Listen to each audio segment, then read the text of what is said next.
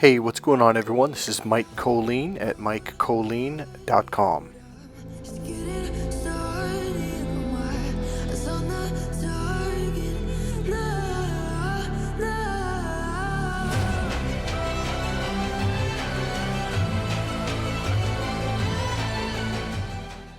Sorry, I just really like that song right now, so I thought I'd play it for you guys. Alright, so what is this video about? So this video is similar to the last one with a little twist. It's why do people get so triggered around you? As I've already said, your energy and your authenticity invokes an insecurity in others because, well, they're insecure. And here you are walking around just comfortable with yourself, doing your own thing in your own little world. You know what it really is? I'm not going to go in depth because this video is going to be a shift into like the next phase. It's like you didn't. Okay, I know. Okay, a lot of you are like, but Michael, but I'm insecure. So in the last video, you might have been thinking that. I'm like, no, not like the narcissist, not like them. It's a different form of insecurity too. You're insecure because people have been beating you down. Okay. Or you've had moments of insecurity where their whole world, their whole life is like just absolute insecurity and they're completely covering it up, where you cry it out, you talk it out, you share it with your friends, whereas narcissists, no, they've got to put up a mask that they're perfect. So their entire world revolves around this constant keeping this wall up, keeping up this facade, and it's exhausting. It's got to be absolutely exhausting for them to do it. And here's another thing that it does: it really screws up their mind. So one of the difference is we will sit there and literally, physically, verbally say, "What's wrong with you?" or "What did I do wrong?" They would never say that. They would never deal with their shit. Whereas we're reading books on personal development, going to Tony Robbins seminar, going to therapy, going to hypnotherapists, going to energy healing, whatever we can do to deal with our issues. Whereas they're like, hell no, they're doing the complete opposite. They're finding out, how can I cover this up? Which means they're never dealing with it, and it's stuck inside and it'll never come out.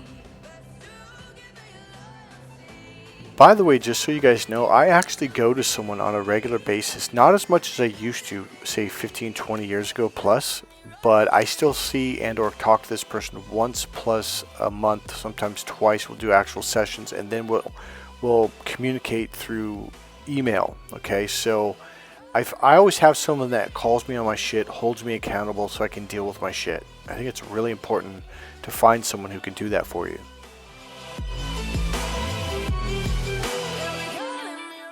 Here's a thought I had today. It's like, here the empaths are doing everything can, going to all these seminars and these energy healing trainings and all this stuff, right? Becoming psychologists or learning about psychology to heal. And the people that need it the most don't do any therapy, and they're the ones that are always pointing the fingers. It's kind of ironic.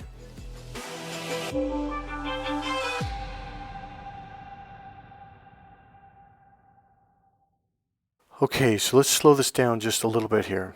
Alright, so I've got a video that I uploaded to Shorts, YouTube Shorts a while back, a month or two. It's a video recorded in my car. I actually had fun doing that. I wasn't sure if you guys liked those videos because the response wasn't very good, but I'm going to upload some of them now to see, if you guys like them.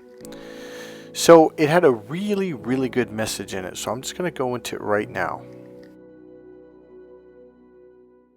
What's going on, everyone? This is Mike Colleen at MikeColleen.com. Have you ever wondered why a narcissist will yell at you and scream at you? I'll tell you why. People's unconscious mind has a processor or machine that gains rapport. So here's the deal.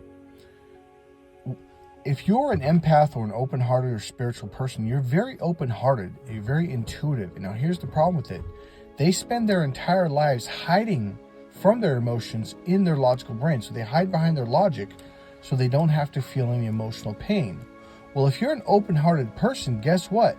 Over a period of time, they unconsciously gain rapport with you and they open up to their emotions and feelings, and it freaks them out. So what they do is they yell and scream at you and play mind games and gaslight so you close down and hide and get into your logical brain, so now they can be in rapport with you without opening up to their emotions.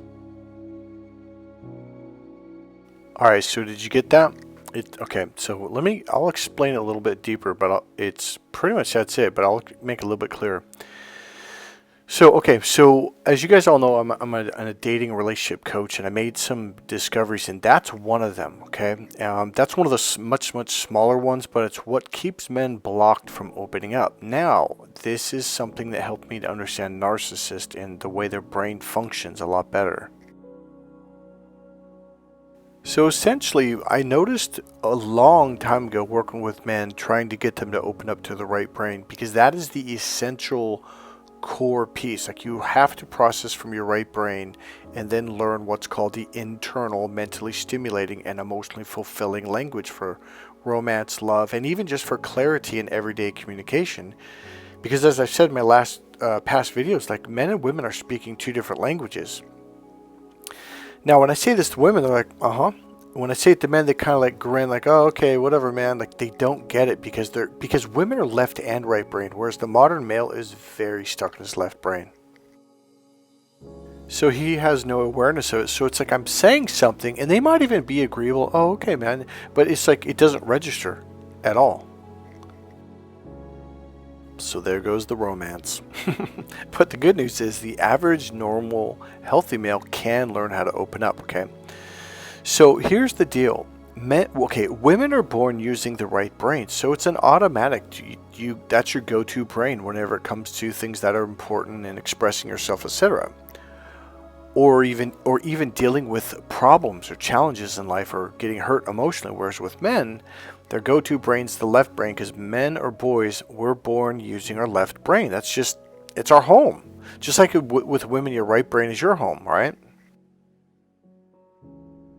So little boys, they start using their logical brain in 8th grade, not 8th grade, sorry, 8 years old, etc. They really start to go to it. So when they get hurt emotionally, did I say 8th grade? I meant 8 years old, sorry. So when they get hurt emotionally, they learn like, oh, I'll just escape to my logical brain.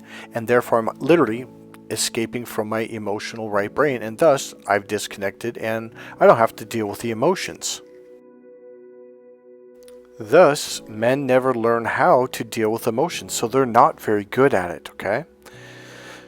So whereas women or young girls, like, they start developing this at a very young age. I remember my friend's daughters, one of them came home from school, they were 8 years old, and they were on the couch in the TV room, and one of them was really sad, and Sarah goes, what's wrong, True? And True goes, well, this boy at school was really mean, and blah, blah, blah.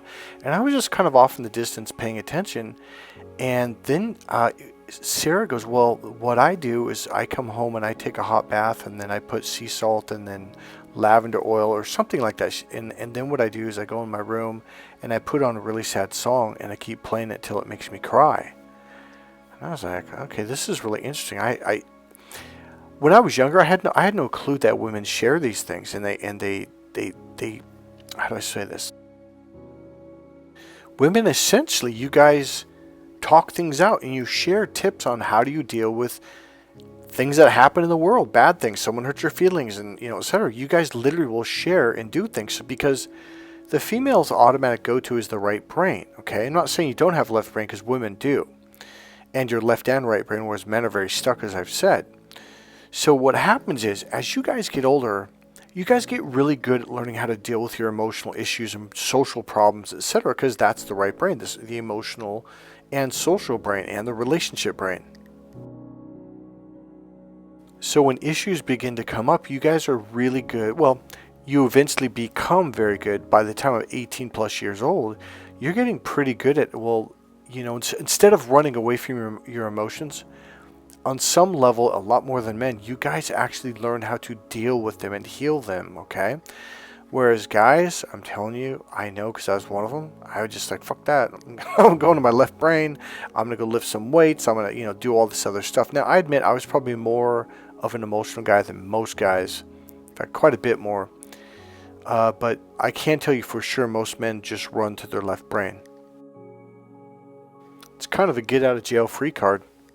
Don't have to feel those bad pains. But here's the thing. Those hurts and those emotions, they're still there. They're spinning, basically, and they're waiting to be dealt with. And they come up when you're under stress. They come up when things are bad. They come up And so it's better to deal with them and heal them than let all these different issues that you've been pushing down your entire life come up. Now, a lot of women say, that's because society teaches men to be that way. No, it's not. It's because we figure it out at a young age, like, oh shit, I can just hide back over here and I don't got to deal with that shit. And that's the way we do it. Now, let's talk about narcissists. They don't want to deal with their emotions. They learned at an even younger age, screw that, I don't want to. And on some level, somebody, a parent or somebody, or the group or family they're in, just for some reason allowed them to do these horrendous things, hurt people, and then they just don't have to deal with consequences. So they basically like, yeah, I'm not going to deal with emotions. I'm just going to lock it off. I'm going to put boards across that door. I'm going to close that door to the left, to the right brain, etc. And they're like, I'm not going there.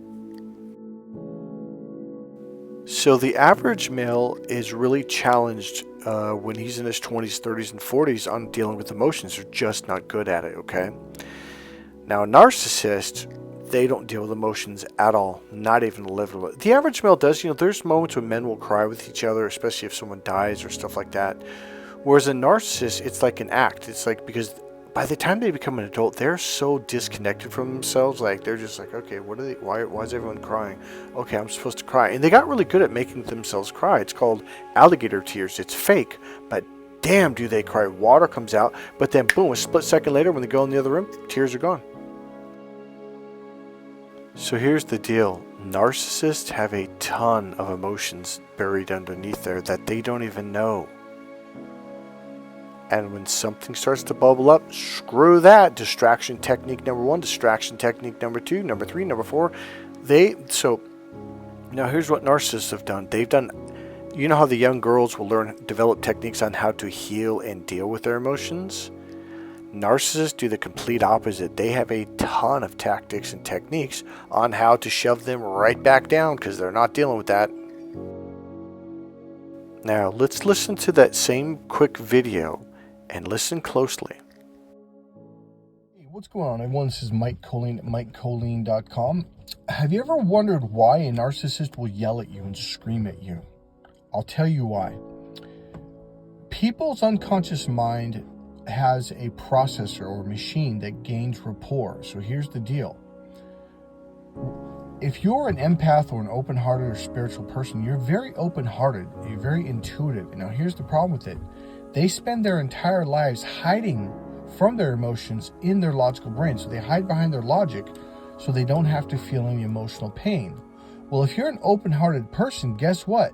Over a period of time, they unconsciously gain rapport with you and they open up to their emotions and feelings, and it freaks them out. So what they do is they yell and scream at you and play mind games and gaslight so you close down and hide and get into your logical brain. So now they can be in rapport with you without opening up to their emotions.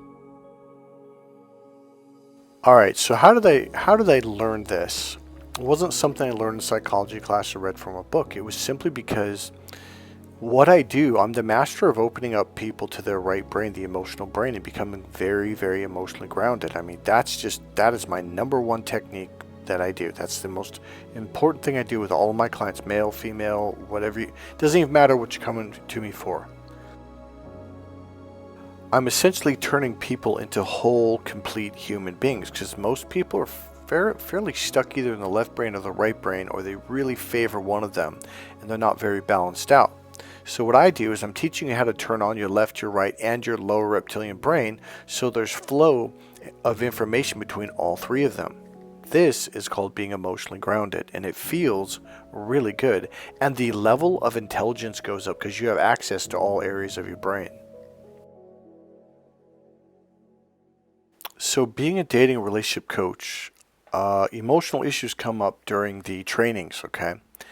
And essentially what most men will do, I'm going to talk about the normal, healthy, average male, is they'll escape to the left brain. They just don't want to do that. So let's talk about single men. Ladies, I don't know if you know this, but the number one fear for men, do you know what it is? Okay, I'm going to give you a list. Getting knocked out in a kickboxing fight, getting kicked in the teeth, jumping out of an airplane, airborne like what I did, being a competitive fighter, racing motorcycles and crashing into a tree, being attacked by an alligator, being attacked by a lion, being attacked by an elephant, and approaching a girl to ask her out on a date. Which one do you think is absolutely, beyond a shadow of a doubt, the most terrifying? Asking a woman out, approaching a woman, starting up a conversation, hands down is the most terrifying thing for a male to do. I've literally worked with professional boxers, kickboxers, one professional football player. I've worked with a professional fighter pilot, jet fighter pilot, who fought in the Iraq War. Terrified. Absolutely terrified. Oh, another one was a police officer. Forgot about that. He actually had been in gunfights. He had been shot at. He actually had to shoot someone at one time, and absolutely terrified him to approach women. So when we went out to a club or bookstore or coffee shop and said, all right, go talk to that girl, what do you think they did? Voop, right back into their left brain. Yep, they put up the blockers. Don't want to deal with those emotions. It's too scary. Here's the funny thing though, when a man learns how to really become emotionally grounded, it really makes talking to people very, very comfortable. It's a really odd thing. They go into their left brain to hide from the fear, but that's where the fear is. It's like they've locked themselves in the box with the fear or with the tiger. And now they're terrified and they're just like, ah. The oddest thing is, the most comfortable place to be is to open up to your right brain, to be emotionally grounded, and all the fear goes away. And you create this energy of comfort where the woman or women around you or people around you will just go into that comfort level, and everybody opens up, and boom, the energy flows and the conversation flows and the fear goes away. Now, here's my point.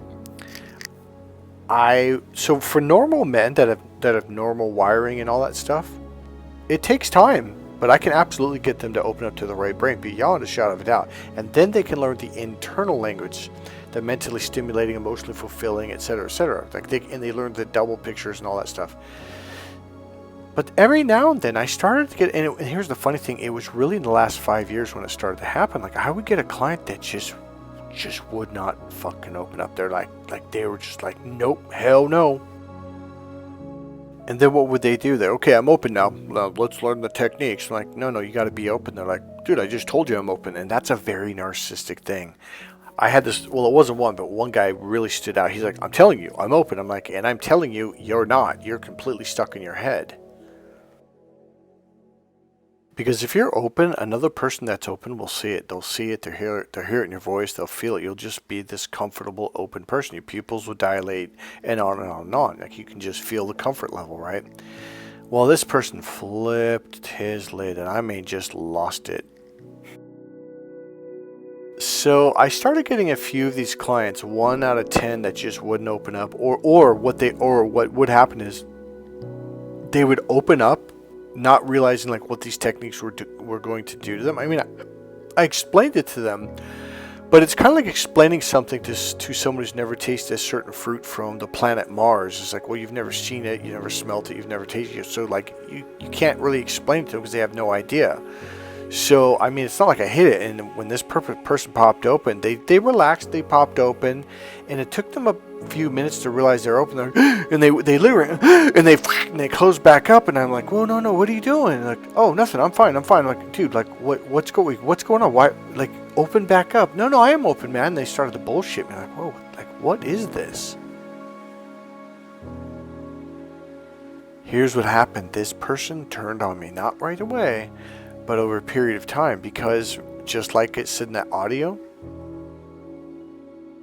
the short 50-second one that I played twice, where I was talking about how, like, when they go in rapport with you and they open up, it's like all of a sudden, like, they're open to their emotions, and they're like, oh shit, screw this, and bam, they would close back up, and they would never ever open back up.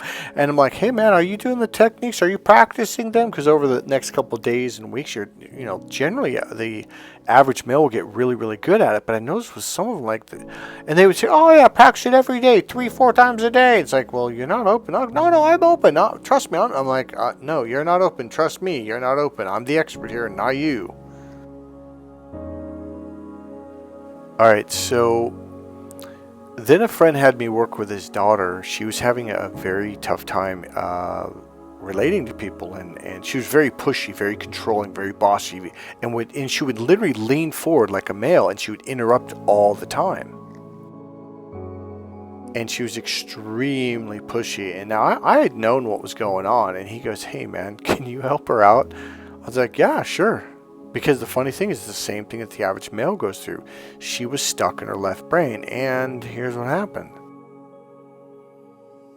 We sat down in a room and we were starting to work through the techniques, and she started to open up more and more, and then pop, she popped open, and she's like kind of like, wow, this is nice. And she literally, and then because her pupils literally dilated open, and she was internal for a while, she was connected. And then it was like she got this panic expression on her face, and she closed right back up, and her pupils got really small. It's like, oh shit, she's a narcissist. Now, at that moment, I reflected back on how she treated me, her father, her other sister, and I was like, oh, she's a little narcissist, and opening up is like the last thing they want to do. The funny thing is, from that point forward, she turned on me, and she literally, I'm not going to get into it, but it was pretty messed up. Alright, just to wrap this up, my point is this, is whenever a narcissist opens up around you, and they open up because of you, because empaths, lightworkers, we love opening up to our creative, emotional, spiritual brain. We love being emotionally grounded. And like I do, I'll play music and that'll help me to cry so I can pop back open, right? And when narcissists get around that, and then when they pop open, when maybe not the first day they meet you, but over a period of time, one day they pop open, and then like, oh, screw this. And then what they do is that's when they go on the attack. That's when they yell at you, they scream at you, is because they're terrified of being open. So here's the deal. Don't feel bad. It's like, don't be hard on yourself. You've done nothing wrong. There's nothing wrong with you, okay? So I've got some notes. Like, okay, I've got one story here. I go to this store. It's like a leather store. They fix shoes. They fix belts, and they actually fix swim shorts when the loophole thing comes out. And I took my favorite shorts because I really like them. And I went back to pick it up, and now the old man, this shop's been open probably for 40, 50 years. I mean, this guy, like, they've been around probably since the 80s or maybe 70s. And this guy's old, and he's kind of bent over now. And I said, hey, thank you very much. Appreciate that. It was a good price, etc. And as I walked to the door, I turned around to say thank you. And he said, I know I'm not perfect. And I go, what? He goes, I know I'm not perfect. I go, okay, like I didn't quite understand. What I wanted to say is but it was like it caught me off guard, because it was like he was really sharing something with me, and I didn't know him that well. I mean, I've known him over the years, but only once or twice a year I go in, give him something, walk away, and pick it up, and that was it. But I've always really liked this guy, and so what I wanted to say is, you're perfect to me. But here's what happens, and why he said that. You guys, what you may not realize, you may have heard it, and you may said it positively to yourself, and well, this was me. I just thought when people were saying this to me, I thought they were being nice. But whenever I would go to, like, okay, so we used to have this magazine called The Learning Index, and in that they would always have this huge meeting in San Francisco every year, sometimes twice a year, okay, usually in the summer. And all these people, from chiropractors to energy healers to psychologists to NLP trainers, hypnotherapists, people that had these machines that could help you heal your aura, and there's all kinds of like unbelievable stuff. It's really, really cool. And over the years, I've gone to smaller businesses that would have like 5 or 6 or 7 rooms and have different healers and stuff. And they would have their own like weekend fair or whatever. So every time I go to one of these, I always go up to they have this camera where it takes a picture of you and the energy around you, and it shows you your aura. So mine was always either white or pink. And they're like, wow, you've got a really good aura. And I always kind of like, well, yeah, there's physical proof there, but I still... Because I didn't see people's auras. I could feel people's energy. So they would always say, like, you have a really bright light around you. You have this really good bright light. And Uncle George, at the time, he was the big kahuna of Hawaii. Like, literally, like, he was literally the man, the it guy. And he said the same thing. He goes, your aura. He goes, you have really bright energy around you. And then I went to Berkeley Psychic Institute. They said the same thing, and on and on and on. And I just still didn't quite, get it. But in the last 3 years, holy shit, I see it now. It's like I feel it. I get a sense of it. I really get a strong sense of it when I'm around other people, because I can kind of sense their energy's dark now. Like I'm very conscious of it, and then I kind of bring my awareness back to me, like, oh wow, like I see the difference. Like theirs is darker and denser, mine is brighter and lighter. So here's what I'm saying, you guys. Have you ever guys heard that like we're seedlings and like the light workers, like the seeds are sprouting? Well, our light has been turned on and it's getting brighter, and other people are beginning to see their own darkness more and more. This is why people, like, you'll be at a coffee shop minding your own business, and a worker there who you never interacted with will just come up to you and just scream, like not even say anything, just rah, and then just walk away, and you're like, what the hell was that? That was you shining your light on their darkness. And by being in the space around you, it was opening them up to their own stuff, their own internal awareness and all that stuff, and they don't like that, and so they came over to close you down. And essentially that's what happens, because when they do, when they catch you off guard, they're like, whoa, you close up, like, what the hell was that?